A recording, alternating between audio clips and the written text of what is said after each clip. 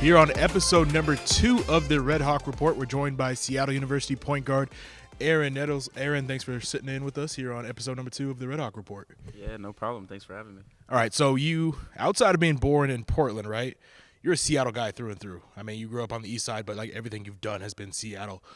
What does it mean for a guy like you to represent the city of Seattle on the court and off the court?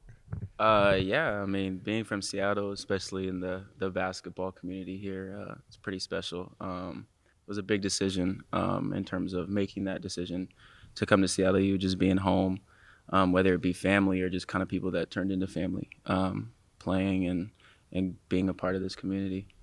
Because you went to Seattle Prep, right? So I think you're one of the top scorers in the history of Seattle Prep.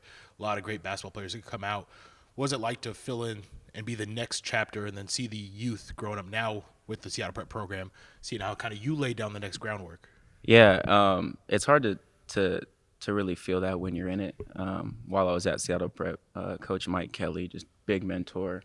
Very thankful I got to play for him, and he set me up really good in terms of what it's going to be like in college basketball on the court and off. And being able to go back there and like playing in open gyms in the summer and seeing those guys play, it's pretty unique. It's a cool story. You're one of the few players, not everybody can. Everybody, there's great basketball players that aren't great coaches, but you love to coach, and it's a big part of you. Kind of talks about like what it's like to be a coach and why you went into coaching. Yeah, it was one of the things that having a coach, especially someone that you really respect and you look up to at a young age, it's so important. And I mean, I can name names, but countless of coaches had huge impacts on me just as a player and beyond the court, just checking in with me, daily life. And the first time I kind of got a taste of that was when I was in high school. I was a senior. I think it was the summer going into freshman year of college, and I got a little bit of taste. I coached a 4th grade team in the summer, and we weren't good. We weren't good at all, but it was so fun to see those kids get better and kind of check in the next year and, hey, coach, how you doing? When are you playing? And it was just such a special feeling, and being able to have that impact on the youth, I could just tell it was something I was supposed to be doing for sure.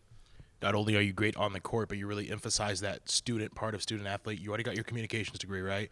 Now you're getting your certificate in entrepreneurship, I believe. Yes. What made you go into that, not only communications, but trying to get that certificate? Growing up, I think it was 5th grade, my dad started a family business, EBC Training Centers. That's kind of where I've been involved at a lot over the years. But kind of being able to get some nuggets, some good information in terms of what it's like to run your own business or little things in business, and being able to apply that to our family business is kind of where my head was at when I decided that. You talked about, but before we go into it, you talked about starting your own business. We'll get to.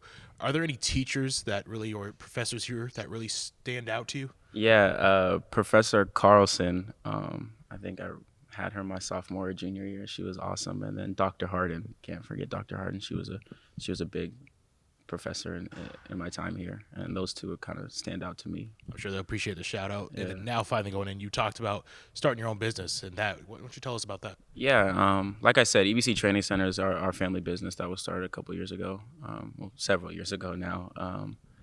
Lets us work with, we're a youth basketball organization, so we have teams from 4th grade to high school, and you have training options and stuff like that. But one thing that was always apparent to me when I was playing is sometimes you kind of just want to get away from basketball just for a second. I mean, the mental health aspect and things that go beyond the court. And I'm kind of in the works of starting a nonprofit called Tier 10 Beyond the Court.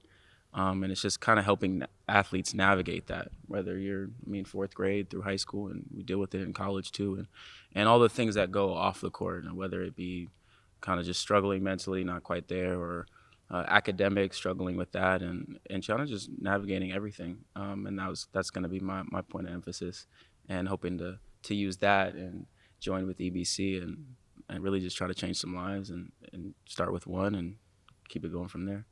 We're now into the month of February, which is Black History Month, and you're one of those student athletes that knows how to use your voice, and you have a strong voice.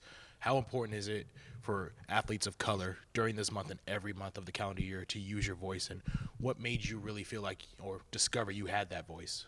Yeah, and And I think it's really important because, I mean, as a black athlete, like we always have something to say, and there's always something to be said, but to be heard is completely different. And when you have people or institution or whatever it may be, if they can make you feel heard, then some things can really, really start to change. But I've always been the kind of guy, and pessimistic, optimistic, I don't want to say it, but everyone can say, oh, it's Black History Month. But it's like, what are we going to do about it? And that's kind of where I give pushback, or where I may see pushback. But that was kind of my thing. It's like, let's do something. Let's really try to do something if we're going to do it.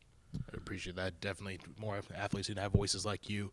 And a little bit more fun aspect of the end of the interview. We have some goofy questions to ask you. First one up. Who is the funniest teammate you have currently on this year's team? Funniest teammate?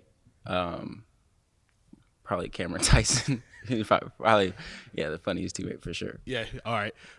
If you were stranded, you had no other people to call besides your teammates, and you needed someone to come help you out, what's the teammate you're calling?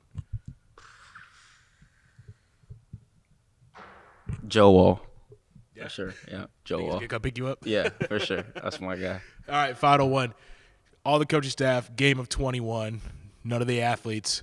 Who's winning and why? The whole coaching staff? Whole coaching staff. Oh, man. Does that include Steve? Yeah, Steve? that can be I Steve, yeah. would give it to my boy Steve. I would give it to my boy Steve. Yeah? Yeah. All right, sure. I think he's going to appreciate the shout-out. I Yeah. think it's a little bit of bragging rights. Yeah. Well, again, Aaron Nettles of Seattle University men's basketball, thanks for hopping on and being a part of the Redhawk Report. Yeah, thank you. Appreciate it. And if you want to tune into the full episode of the Redhawk Report, be sure to check it out on Mondays at 5 p.m. on KXSU 102.1.